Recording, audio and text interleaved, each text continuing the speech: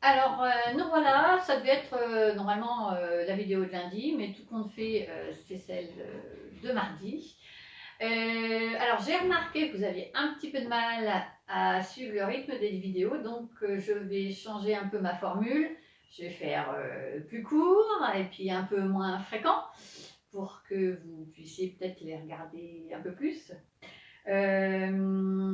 Pour ce qui est des comptines des jours de la semaine, tout ce qui est comptines pour apprendre à compter, pour apprendre à rythmer les syllabes, je pense qu'on en a fait beaucoup dans les vidéos précédentes. Vous pouvez toujours donc retourner, aller en chercher pour en faire avec les enfants.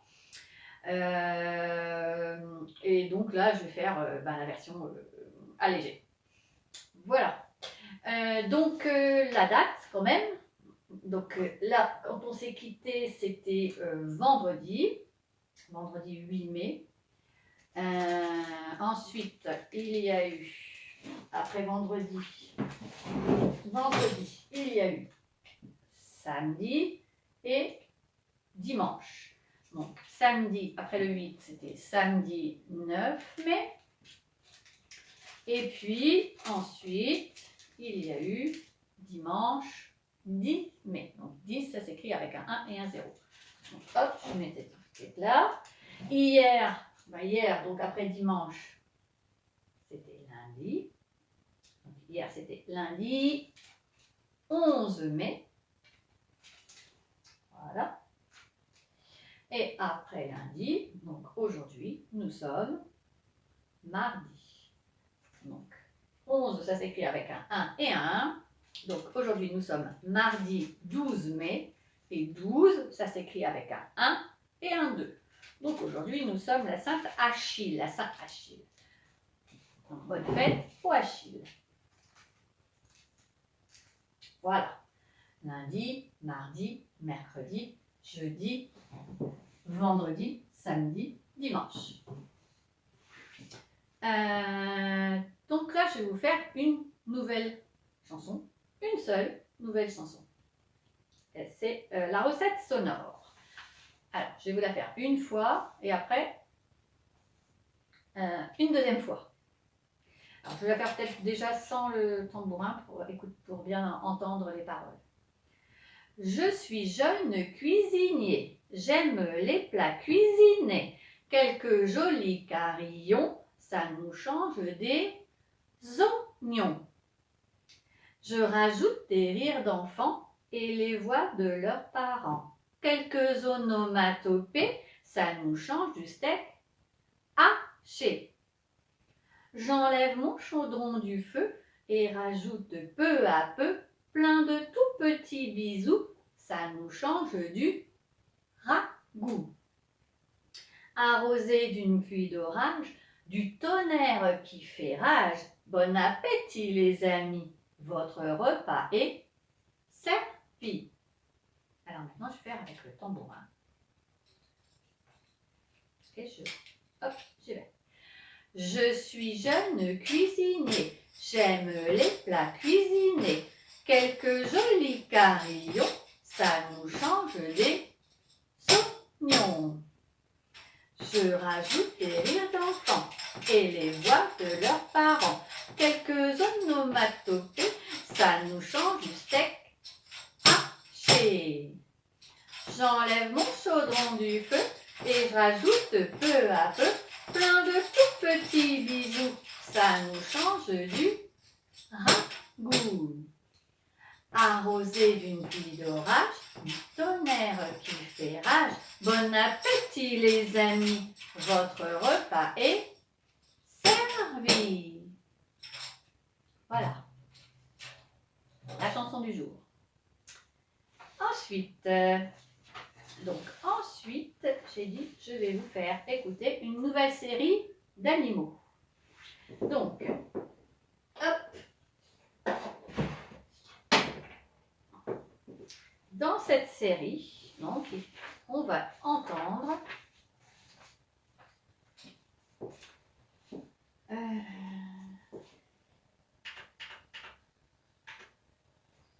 alors, il va y avoir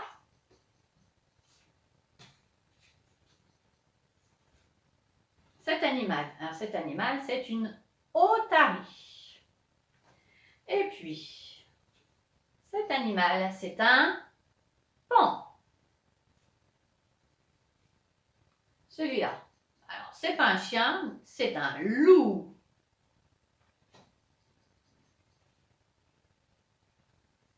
Celui-là, le cheval. Celui-là, le canard. Ici, c'est le mouton. Et enfin, la poule. Donc, vous écoutez et on essaie de deviner de quel animal il s'agit. Quel animal on entend?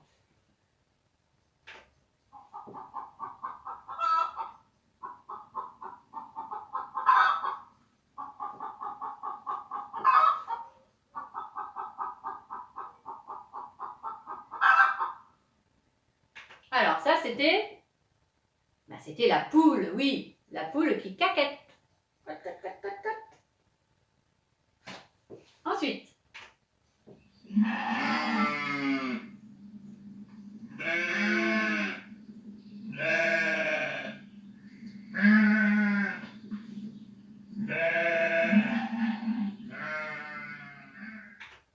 et là, c'était le mouton. Le mouton qui bêle. Bêle. Ensuite.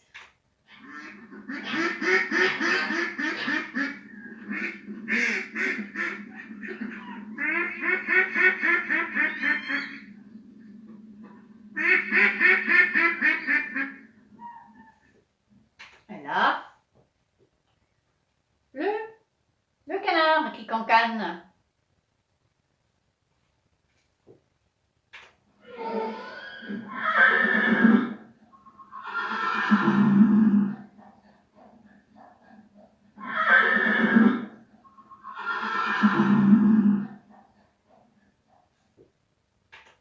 Ça, c'est le cheval. Le cheval qui hennit.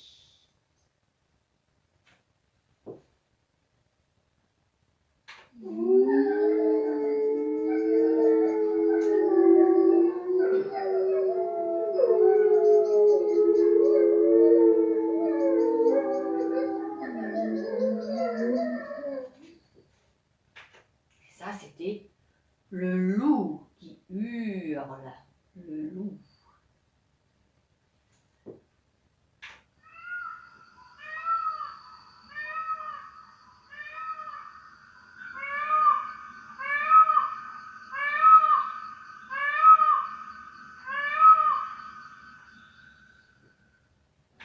Et là, on a entendu le paon. Le paon, ça c'est le paon mâle, hein, le papa qui fait la grande roue. Voilà. Et le dernier animal,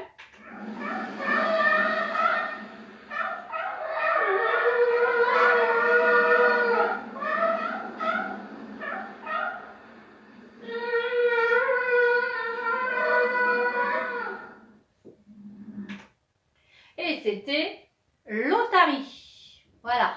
Le dernier animal, c'était l'otarie. Voilà, on a fait tous les animaux de la série. Hop. Alors, maintenant, je vais vous raconter une petite histoire. Et après, j'expliquerai les ateliers à faire avec les parents.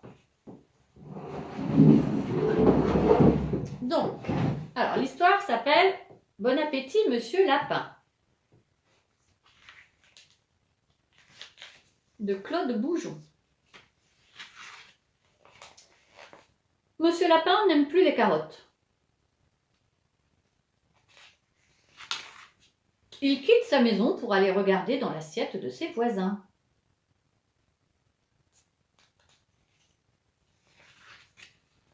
Que manges-tu ? demande-t-il à la grenouille. Je mange des mouches, répond la grenouille. Pouah, Monsieur Lapin. Que manges-tu ? demande-t-il à l'oiseau. Je mange des vers de terre, répond l'oiseau. Beurre, fait Monsieur Lapin. Que manges-tu? Demande-t-il au poisson. Je mange des larves, répond le poisson. Bah, très peu pour moi, dit Monsieur Lapin. Que manges-tu?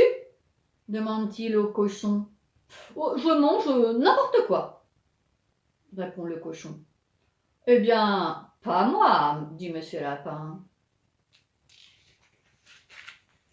Que manges-tu? Demande-t-il à la baleine. Du plancton, répond la baleine. Qu'est-ce que c'est que ça? Dit Monsieur Lapin. Le plancton, c'est des toutes petites bestioles et des plantes qu'il y a dans la mer. Que manges-tu? Demande-t-il au singe. Des bananes, répond le singe. Ça ne pousse pas dans mon jardin, dit Monsieur Lapin. Que manges-tu? Demande-t-il au renard. Je mange du lapin, répond Monsieur le renard. Au secours! Crie Monsieur Lapin. Au secours, au secours! Le renard se précipite sur lui pour le manger. Mais il n'arrive qu'à lui croquer les oreilles. Monsieur Lapin, tout tremblant, rentre vite chez lui. Et comme les carottes font pousser les oreilles de lapin, il s'en prépare une grande marmite. Il trouve ça très bon. Bon appétit, Monsieur Lapin. Alors, si les carottes font pousser les oreilles des lapins, s'il en mange beaucoup, il retrouvera peut-être les grandes oreilles qu'il avait avant. Peut-être. Voilà. Alors, maintenant, je vais vous montrer les ateliers que je vais vous proposer. Donc, on va faire la chasse au rond. Donc, il va y avoir plusieurs ateliers. Cette fois-ci, je ne vais pas en donner 15. Du coup, comme je fais des plus petites vidéos, je vais vous donner un petit peu plus de travail. Donc, je vais vous demander, avec les parents, d'aller faire la chasse aux objets qui ont une forme ronde, une empreinte ronde dans la maison. Par exemple, on peut trouver dans la maison des choses qui vont laisser une trace ronde. Alors, j'en ai quelques-unes là. Par exemple, les assiettes, les gobelets, les verres, les rouleaux de papier toilette ou de sopalin, tiens, ici, hop, les couvercles. Il y a plein de choses comme ça qui, quand on les pose, vont laisser une empreinte ronde. Donc en fait, je vous demande de les réunir tous. Et si vous pouvez même prendre une photo comme ça, du haut, pour avoir la collection des objets qui laissent une empreinte ronde. Ça, c'est la première partie, première activité. Ensuite, alors une fois qu'on a fait cette chasse aux objets qui laissent une empreinte ronde, lui aussi il laisse une empreinte ronde, le tambourin. Eh bien, là, on va faire une activité d'empreinte, justement. Donc, il faut pour ça des rouleaux de papier toilette ou de sopalin. Dans une assiette en carton, justement, on met de la peinture. On peut utiliser plusieurs peintures. Et du coup, si on utilise plusieurs peintures, on met un rouleau dans chaque assiette. Donc, un petit peu de peinture dans l'assiette, un rouleau pour chaque peinture. On trempe et on pose le rouleau sur la feuille. On pose, on lève. On ne frotte pas, on pose, on lève pour laisser une empreinte ronde. Ensuite, avec une autre couleur, voilà. Et on remplit la feuille avec les empreintes rondes. Ensuite, quand c'est sec, on peut, si on veut, coller une petite gommette à l'intérieur de chaque cercle. Voilà, ça, c'est la deuxième activité. Donc, les empreintes rondes.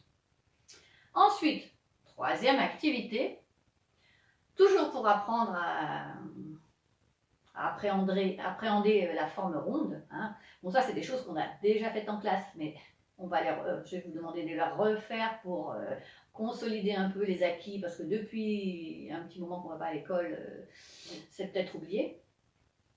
Donc là, c'est la pâte à sel. Alors la pâte à sel, je vous avais donné tout au début dans les photocopies que j'avais distribuées au début du confinement, la recette de la pâte à sel. Donc c'est simple, c'est 2 verres de farine pour 1 verre de sel, 1 verre d'eau. On mélange, on doit obtenir une pâte pas trop collante. Si ça colle trop, on rajoute un peu de farine.